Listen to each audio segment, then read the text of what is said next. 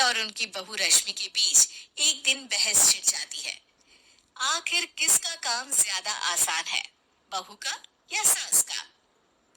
माँ जी, सास को काम ही क्या है, आपके सारे काम उंगलियों पे तो हो जाते हैं। कुछ भी। हाँ, हिसाब तो उंगलियों पे ही हो जाता है ना। अरे बेटा, ऐसा सिर्फ अभी लगता है। जो मुझे करना पड़ता है ना, वो तुझे करना पड़े तो समझ आएगा कि असली काम का पहाड़ कैसा होता है। ठेले बराबर वजन भी नहीं है आपके काम में, और बात पहाड़ों के वजन की कर रही हैं आप। तू ऐसा करती ही क्या है घर में बेटा, ये तो बता मुझे। मैं थोड़ी ना कुछ करती हूँ, सब जादू से हो रहा है इस घर में। अरे, एक दिन मेरा काम करोगी तो समझ आएगा। Okay okay, shut up. कल से मैं घर के काम करूंगी और तू मेरी जगह हर चीज का हिसाब रखना, ठीक है? ठीक है, ये भी कर लेते हैं। ये सास बहू की डील के बारे में रश्मि के पति अमन को नहीं पता था, और ना ही अमन के पिताजी सुरेश जी को। पर गेहूं के साथ साथ जैसे घुन भी पिस जाता है, ये दोनों भी पीसने वाले थे। सुबह अमन उठकर रेडी होता है ऑफिस जाने के लिए, तो पता है उसके कपड़े नहीं निकले हुए हैं। अरे रश्मि, तुमने मेरे कपड़े नहीं निकाले? अपनी माँ से पूछो ना, उन्हीं का काम है ये। अमन अपनी माँ के पास जाता है। अब मेरे कपड़े आज आप देने वाले हो क्या माँ? हाँ, देना तो मुझे ही चाहिए, पर तेरी बहू ने कपड़े धोने ही नहीं डाले, तो कोई भी धुला हुआ कपड़ा नहीं है बेटा। हैं? ऐसा क्यों? कपड़े तो धोने आप ही देते हो ना माँ? अरे बहू ने तुझे बताया नहीं, अब हम अदल बदल गए हैं। मैं अब बहू और तेरी बीवी सास। अमन परेशान हो गया। वो बिना इस्त्री के कपड़े पहनकर ऑफिस चला गया।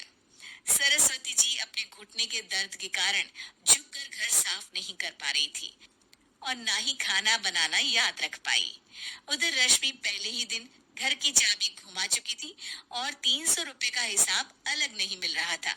पर दोनों का ही घमंड कैलाश पर्वत से भी बड़ा था, और दोनों ही खेमे एक दूसरे की बात मानने को बिल्कुल तैयार नहीं थे। शाम को जब सुरेश जी और अमन खाना खाने बैठते हैं, तो सरस्वती जी उनके सामने गाजर और पपीते लाकर रख देती हैं। अरे माँ, ये क्या है? ख्याली पुलाव के साथ सलाद।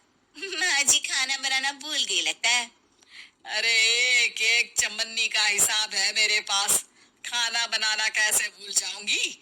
ये तो मैंने पढ़ा था कि फल फ्रूट खाने से सेहत अच्छी रहती है, इसीलिए ये ले, एक फल खा ले।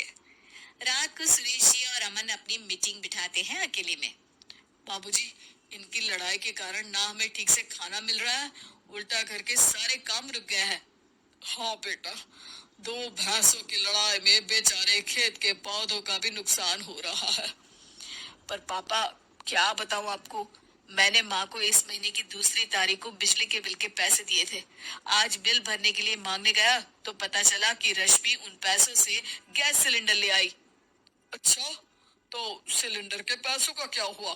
अब सिलेंडर के तो कोई पैसे नहीं थे बाबूजी, हमारे घर पर गैस की पाइपलाइन लगी है ना।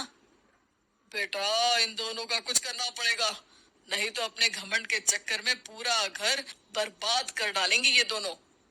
अमन और सुरेश जी काफी सोच विचार के बाद एक निष्कर्ष पर पहुंचते हैं। रात ही को दोनों अपनी पत्नियों की अलमारी से नई साड़ी निकालते हैं, और सुबह जब रश्मि और सरस्वती जी उठते हैं तो देखते हैं कि दोनों पति साड़ी पहनकर चढ़ाव पर सब्जियां काट रहे हैं।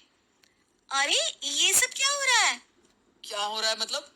आप दोनों अदल बदल हो सकते हो तो हम क्यों नहीं? अरे क्या मतलब? नहीं नहीं, मेरी भी बचपन से किसी की बहू बनने की इच्छा थी, तो आज से सरस्वती तुम बड़ी बहू, मैं मिडल बहू और अमन छोटी बहू। अरे, लेकिन सब घर पर बैठ जाएंगे तो कमाएगा कौन? ये घर कैसे चलेगा? अब वो तो भैया या बाकी लोग जाने, अब हमने भी अदल बदल कर ही लिया है तो कुछ नहीं हो सकता। रश्मि और सरस्वती जी को समझ में आ जाता है कि उन दोनों की आपस की डील की वजह से इन दोनों को बहुत तकलीफ हो रही है और उनके ईगो ने दूसरों को कितनी यातनाएं दी है। अब असल में माँ जी आप सही थी, सास बनना बहुत मुश्किल है। अरे हाँ बेटा, और तू भी, मुझसे तो नहीं हो पाया सब घर के काम, वापस बदल ले क्या? हाँ हाँ बिल्कुल माँ जी, और अब आप दोनों भी बदल लीजिए।